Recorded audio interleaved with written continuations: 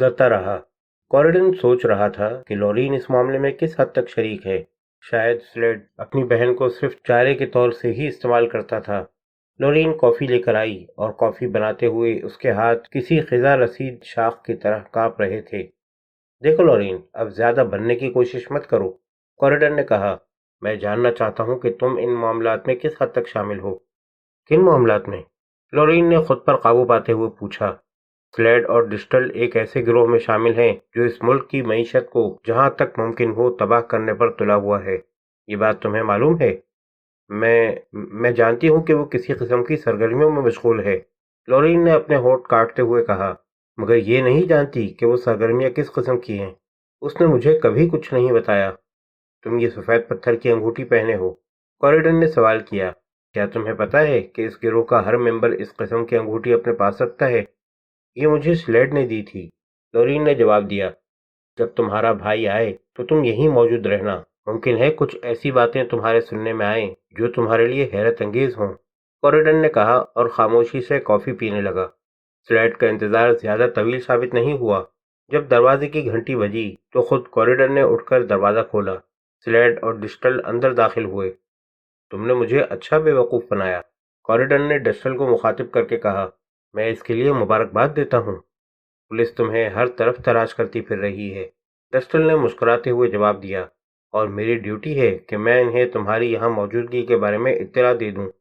मगर यह कोई अक्लमंदी नहीं होगी, कॉरिडन भी जवाबन मुस्कुराया। मैं जानता हूँ कि तुम इस मुसीबत में फंसना पसंद नहीं करोगे, इसीलिए यहाँ आया हूँ। तुम्हें तो शायद ये उम्मीद थी कि मैं गिरफ्तार कर लिया जाऊँगा, इसीलिए तुमने उस मोटे को दरवाजे पर खड़ा कर दिया था कि मैं भागने ना पाऊँ, मगर बदकिस्मती से वो मुझे रोकने में कामयाब नहीं हो सका।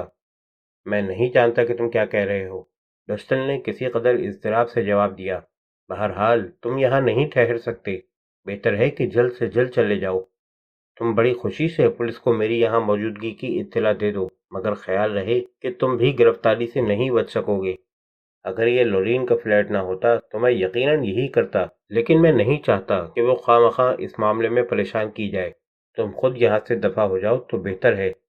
जी नहीं, सरेदस्त मेरा यहाँ से जाने का कोई इरादा नहीं है, कॉरिडन ने सिगरेट सुलगाते हुए कहा। मगर इस तरह की बातों में वक्त ज़ाय करने से कोई फ़ायदा नहीं है। मैं तुमसे कोई बात छुपाना नहीं चाहता। हकीकत यह है कि अब से 1 घंटा पहले तक मैं खुफिया पुलिस की स्पेशल ब्रांच OSS 5 का एजेंट था। मुमकिन है तुमने इस स्पेशल ब्रांच का नाम सुना हो। यह मुल्क से गद्दारों और खुफिया दुश्मनों का खला खमा करने का फ़र्ज अंजाम देती है। मुझे तुम लोगों की निगरानी के लिए मामूर किया गया था, लेकिन चूंकि तुमने मुझे बेवकूफ़ बनाकर एक मामले में उलझा दिया, इसलिए वो लोग अब मुझे एतमाद के काबिल नहीं समझते। उन्होंने मुझे बरतरफ कर दिया है। मेरी ये बातें तुम्हें बोर तो नहीं कर रही हैं? अगर ये तुम्हें दिलचस्प मालूम होती हैं तो बयान किए जाओ, डस्टल ने जवाब दिया। मैं बहरहाल नहीं जानता कि तुम ये सब क्या कह रहे हो। स्पेशल ब्रांच का कर्नल ये समझता है कि तुम लोग इस बारे में कुछ नहीं जानते कि उसे तुम्हारे हालात का इल्म हो चुका है। यही वजह है कि वो मुझे कुर्बानी का बकरा बनाना चाहता है, मगर मैं इन मामलात को उसके नुक्ता निगाह से देखना पसंद नहीं करता। नतीजा ये कि अब मेरे पास इसके सिवा कोई चाराकार नहीं है कि मैं तुम लोगों को अपनी खिदमत पेश कर दूं। मुझे कातिलों और चोरों की खिदमत की कोई ज़रूरत नहीं है, डस्टन ने जवाब दिया। तुम गलत कह रहे हो दोस्त, कॉरल बर्जर एक पेशावर कातिल ही है, कॉरिडन ने कहा। एक लम्हे के लिए डिस्टल के चेहरे के तासुरात बदले, मगर फिर उसने खुद पर काबू पा लिया। मैं नहीं जानता कि तुम किसकी बात कर रहे हो। अच्छा, एवान यूएसकी के मुताल्लिक भी शायद तुम यही कहोगे कि कुछ नहीं जानते। ठीक कहते हो, मैं उसे भी नहीं जानता, डिस्टल ने जवाब दिया, मगर उसकी मुस्कुराहट रुखसत हो चुकी थी। बात यह है, कॉरिडन ने गुफ्तगू जारी रखते हुए कहा, हम लोग तुम्हारी तंजीम के बारे में बहुत कुछ जानते हैं। हमें सफ़ेद पत्थर की अंगूठियों का भी पता है। कर्नल तुम्हारे गिरोह के मुताल्लिक बड़ी होशियारी से मालूमात हासिल करता रहा है।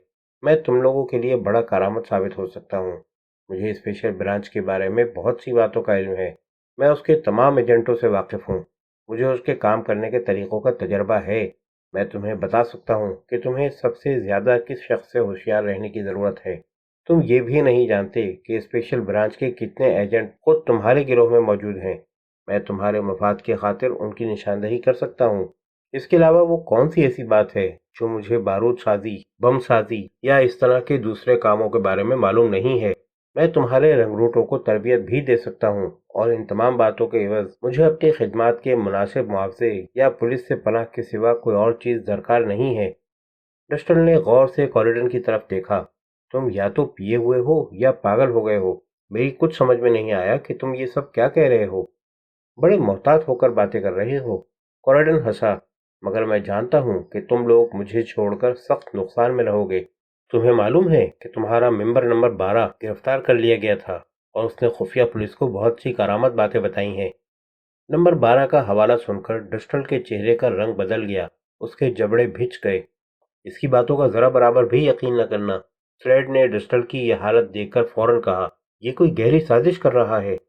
ممکن ہے، ڈسٹل نے جواب دیا، مگر اس کی یہ بات درست ہے کہ ہم اسے چھوڑ کر واقعی گھاٹے میں رہیں گے۔ ڈسٹل نے جیب سے ریوالور نکال لیا اور کوریڈن سے مخاطب ہو کر کہا، تم نمبر 12 کے متعلق کیا جانتے ہو؟ ہاں، اب کچھ بات ہوئی، کوریڈن نے اطمینان سے جواب دیا۔ کم سے کم تم نے یہ تو قبول کر لیا کہ تم جانتے ہو کہ میں کس کی بابت گفتگو کر رہا ہوں۔ تمہارا نمبر 12 اسپیشل برانچ کے ہاتھوں قید ہو گیا تھا، اور ان لوگوں نے اپنے مخصوص طریقوں سے کام لے کر بہت سی کام کی باتیں اس سے اگلوا لی تھیں۔ مگر یہ سب باتیں بتانے کے بعد افسوس یہ ہے کہ وہ زندہ نہیں رہا۔ اسپیشل پولیس نے کچھ ضرورت سے زیادہ ہی اس کی خاطر مدارت کر دی تھی۔ سلیٹ کو خوف سے ایک جھرجھری سی آ گئی۔ کوریڈن نے اس کی طرف دیکھا۔ تم ہوتے تو شاید اس سے بہت پہلے اپنی زبان کھول دیتے۔ اسپیشل پولیس کے طریقے کچھ ایسے ہی ہوتے ہیں۔ بس بہت ہو چکا، ڈسٹل نے دانت پیستے ہوئے کہا، تم مجھے اس کرنل کا نام بتاؤ۔ کوریڈن نے انکار میں سر ہلایا۔ ابھی میں کچھ نہیں بتا سکتا۔ تم میرے لیے کچھ کرو تو میں تمہارے لیے بہت کچھ کرنے پر آمادہ ہو سکتا ہوں، مگر اس سے پہلے نہیں۔ میں اپنی معلومات کا معاوضہ اور پناہ چاہتا ہوں۔ اس کے بدلے میرا وعدہ ہے کہ تم میری خدمات حاصل کر کے نقصان میں نہیں رہو گے۔ ڈسٹل نے سلیڈ کی طرف دیکھا۔ ہم اسے بیٹرس لیے چلتے ہیں، وہ بولا۔ ہمارے پاس بھی کچھ ایسے طریقے ہیں جن سے لوگوں کا منہ کھلوایا جا سکتا ہے۔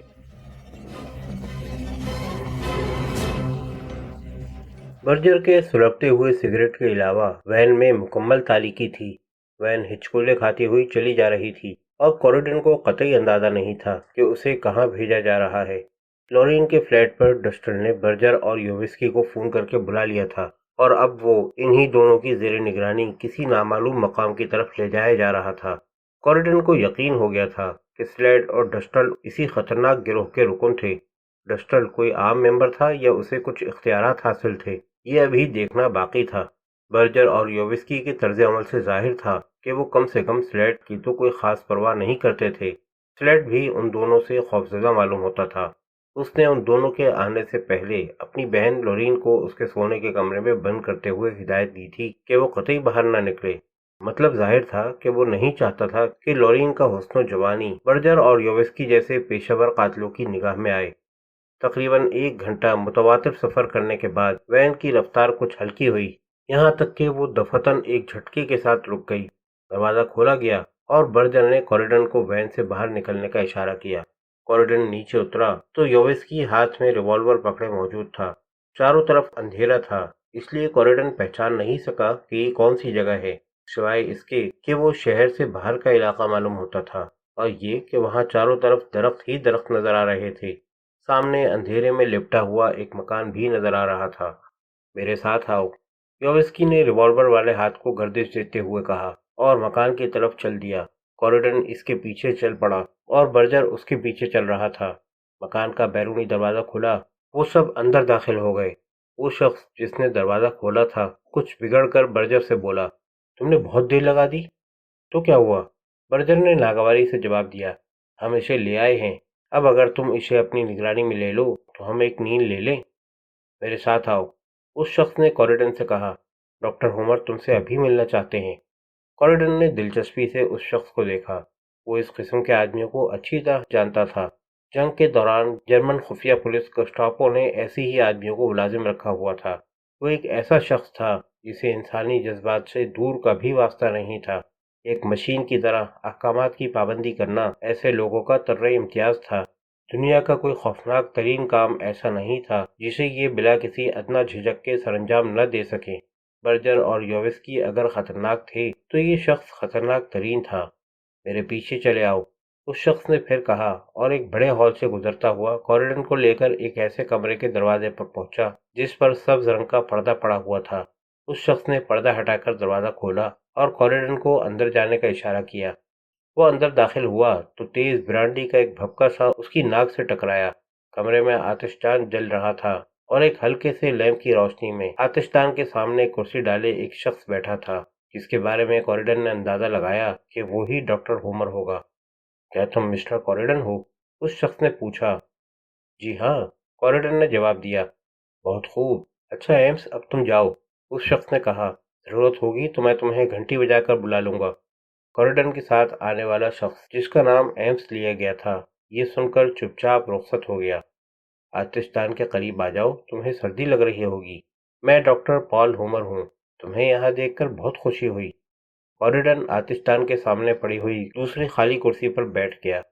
डस्टन ने मुझे तुम्हारे बारे में बताया था, डॉक्टर होमर ने कहा, मगर मैं तुम्हें इससे पहले से जानता था, तो तुम हम लोगों में शामिल होना चाहते हो। ख्याल तो यही है। कॉरिडन ने जेब से सिगरेट निकालते हुए कहा। मुझे ये सुनकर मुसर्रत हुई। डॉक्टर हुमर ने कहा, तुम जैसे आदमियों की हमें हमेशा ज़रूरत रहती है। इस मामले में तुम्हारा गुज़िश्ता रिकॉर्ड हमें मालूम है और मुझे तवक्को है कि हम तुम्हारी खिदमत से फ़ायदा उठा सकते हैं। मुझे भी यही उम्मीद है, कॉरिडन ने जवाब दिया, मगर मैं ये बात वाज़ेह कर देना चाहता हूँ कि मैं अपनी खिदमत के एवज़ माकूल मुआवजा लिया करता हूँ। ओह, मुआवजे की कोई फिक्र मत करो मिस्टर कॉरिडन, डॉक्टर हुमन ने जवाब दिया, मगर जब तक हम तुम्हें आजमा न लें तुम हमारी जमात में शामिल नहीं हो सकते। डस्टल तुम्हारी बाबत कुछ शुबा रखता है। वो शकी मिजाज इंसान है, मगर हमारा काम भी कुछ ऐसी नौयत का है कि हम हर शख्स को शक की निगाह से देखने पर मजबूर हैं, तावक्त के उसे अच्छी तरह आजमा न लिया जाए। तब क्या इसका मतलब ये हुआ कि मैं फिलहाल अपने आप को एक कैदी ख्याल करूं? कॉरिडन ने कहा। नहीं, मैं ये तो नहीं कह सकता। अलबत्ता इसे यूं समझो कि एक ख़ास वक्त तक के लिए तुम्हारी आज़ादी कुछ महदूद रहेगी। इस सिलसिले में मेरा मशवरा है कि यहाँ से भागने की कोशिश मत करना। हमने ख़ास तौर से ऐसी तदाबीर इख्तियार कर रखी हैं कि लोग हमें छोड़कर ना जा सकें। ये मकान चारों तरफ से 10 फुट ऊंची तारों की दीवार से घिरा हुआ है और इन तारों में हर वक्त करंट दौड़ता रहता है। रात के वक्त खतरनाक कुत्ते भी निगरानी के लिए खुले रखे जाते हैं। इसके अलावा आसपास की जमीन का चप्पा चप्पा फोटो इलेक्ट्रिक शुआओं की जद में रहता है। कोई शख्स उन शुआओं से अपनी नकलो हरकत नहीं छुपा सकता। हमें इसकी जरा जरा सी हरकत का इल्म होता रहता है। जो शख्स तुम्हें यहाँ लेकर आया था उसका नाम एम्स है और वो भागने वालों की सरकोबी के मामले में खासा बेरहम वाक़ हुआ है। तो यूं कहिए कि आपकी ये जगह दूसरे मानों में एक कैदियों का कैंप है। कॉरिडन ने जवाब दिया। सिर्फ उनके लिए जो हमसे ताउन ना करें या जमात को नुकसान पहुंचाने की साजिश करें। अगर कोई नुकसान ना हो तो आप मुझे बताएंगे कि ये कौन सा मकाम है?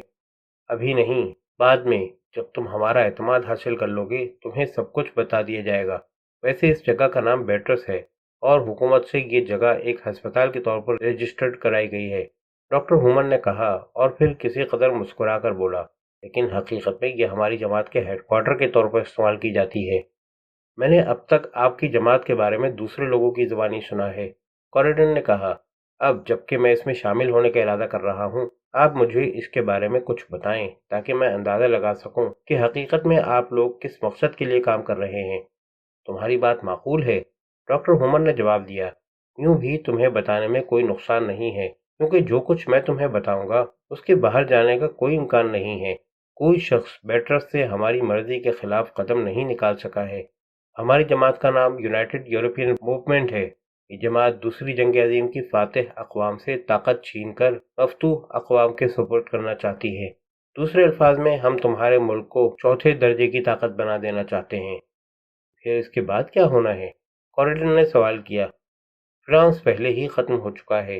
अब अगर इंग्लैंड भी कमज़ोर पड़ जाए तो यूरोप के छोटे मुल्कों की तरक्की का दरवाज़ा आप से आप खुल जाएगा। मैं ये नहीं कहता कि ये काम जल्द हो जाएगा, इसमें अभी कई साल लगेंगे, मगर एक न एक दिन हम अपने मकसद में कामयाब ज़रूर हो जाएंगे। आप कुछ ज़रूरत से ज़्यादा खुशफहमी में मुब्तला हैं, कॉरिडन ने कहा। क्या आपके ख्याल में अमरीका ये तमाशा खामोशी से देखता रहेगा? नहीं, अमरीका खामोश तो नहीं रहेगा, ये भी मैं जानता हूँ, डॉक्टर होमर ने जवाब दिया, मगर मेरा ख्याल है कि अमरीका को उलझाने के लिए रूस काफ़ी है। उसकी मौजूदगी में अमरीका को इस तरफ तवज्जो देने का वक्त ही नहीं मिलेगा। آپ کی باتیں شیخ چلی سے کم نہیں معلوم ہوتی۔ ان کی مثال بالکل ایسی ہی ہے جیسے ایک مچھر کسی ہاتھی کو مارنے کی ڈینگیں مار رہا ہو۔ کچھ بھی صحیح، ڈاکٹر ہومن نے جواب دیا۔ جہاں تک میرا تعلق ہے، مجھے اس بات کی کوئی پرواہ نہیں ہے کہ ہماری جماعت اپنے مقصد میں کامیاب ہوتی ہے یا نہیں۔ مجھے جو کام سونپا گیا ہے میں اسے انجام دیتا ہوں اور اس کے بدلے گنا قدر معاوضہ لیتا ہوں۔ جماعت کامیاب ہو یا نہ ہو، مجھے اس سے کوئی غرض نہیں ہے۔ دوسرے الفاظ میں، آپ غیر ملکی طاقتوں سے روپیہ کھا کر اس ملک میں ففتھ کامسٹ کی حیثیت سے کام کر رہے ہیں۔ یہ بات صرف میرے اور تمہارے درمیان ہے، ڈاکٹر ہومن نے کہا۔ حقیقت کچھ یہی ہے، مگر دوسروں کے سامنے اس طرح کی گفتگو نہ کرنا۔ وہ اس معاملے میں کچھ زیادہ متعصب ہیں، خاموشی سے گوارا نہیں کر سکیں گے۔ یہ تمام ڈرامہ آپ کے اشارے پر ہو رہا ہے، کوریڈن نے پوچھا۔ تمہارا مطلب ہے کہ میں اس جماعت کا لیڈر ہوں؟ ڈاکٹر ہومن نے کہا۔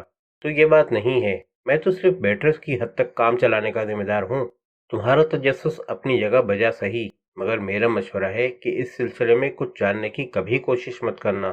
ہماری جماعت میں لیڈر کی شخصیت کو بڑے راز میں رکھا جاتا ہے، اور جو کوئی بھی اس راز سے پردہ اٹھانے کی کوشش کرتا ہے خاموش کر دیا جاتا ہے۔ یہ کہہ کر ڈاکٹر ہومن نے اپنی گھڑی دیکھی۔ اس وقت 5 بجنے میں 20 منٹ باقی ہیں۔ میرا خیال ہے کہ اب تھوڑی دیر سو لیا جائے۔ ڈسٹل کل تم سے کچھ سوالات کرنا چاہتا ہے، بہتر ہے کہ اس سے پہلے تھوڑا آرام کر لو۔ ڈاکٹر ہومن نے گھنٹی بجائی۔ ایمس تمہیں تمہارا کمرہ بتا دے گا، مگر اس سے کچھ پوچھنے کی کوشش مت کرنا، وہ خطرناک آدمی ہے۔ ایمس گھنٹی کے جواب میں اندر داخل ہوا۔ مسٹر کوریڈن اب آرام کرنا چاہتے ہیں، ڈاکٹر ہومن نے ایمس سے کہا۔ کوریڈن اپنی جگہ سے اٹھ کھڑا ہوا۔ گڈ نائٹ ڈاکٹر، اس نے چلتے ہوئے کہا۔ ایک منٹ، ڈاکٹر ہومن نے اچانک کہا، میرا خیال ہے کہ جانے سے پہلے تم ذرا ہمارے دوست نیہام کو دیکھ لو تو اچھا ہے۔ وہ بڑی پرجوش طبیعت کا انسان تھا، اسے یقین تھا کہ وہ بیٹرس سے فرار ہو سکتا ہے۔ آؤ، ایمس نے سپاٹ لہجے میں کوریڈن کو آگے کی طرف دھکا دے کر کہا، اور جب وہ دونوں ایک لمبی راہداری اور مختلف کمروں کو عبور کر کے ایک تنگ سی کوٹری کے قریب پہنچے تو ایمس بولا، یہ ہے نیہام۔ جو کچھ اس کے ساتھ ہوا وہ ہر اس شخص کے ساتھ پیش آ سکتا ہے جو یہاں سے بھاگنے کی کوشش کرے۔ اسے مرنے میں 47 گھنٹے لگے تھے۔ کوریڈن نے کوٹری میں جھانک کر دیکھا۔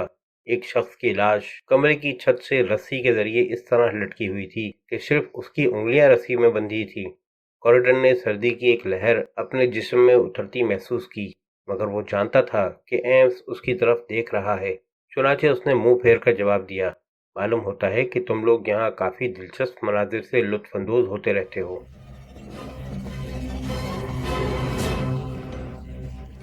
سب سے پہلے یہ معلوم کرنا تھا کہ آخر یہ بینٹرس کس جگہ واقع ہے۔ اس کے بعد ہی کرنل لچی سے رابطہ قائم کرنے کے بارے میں سوچا جا سکتا ہے، مگر یہ کوئی آسان کام نہیں تھا۔ ایک بھی غلط قدم کوریڈن کو نیہام کی لاش میں تبدیل کر سکتا تھا۔ کوریڈن کو اس میں کوئی شبہ نہیں تھا کہ جب ڈاکٹر ہومر بینٹرس کے حفاظتی اقدامات کے بارے میں بیان کر رہا تھا تو غلط نہیں کہہ رہا تھا۔ یقیناً یہاں سے بھاگنا ایک ناممکن سی بات تھی، مگر کوریڈن کے لیے ضروری تھا کہ وہ ان لوگوں کا مکمل اعتماد حاصل کرے۔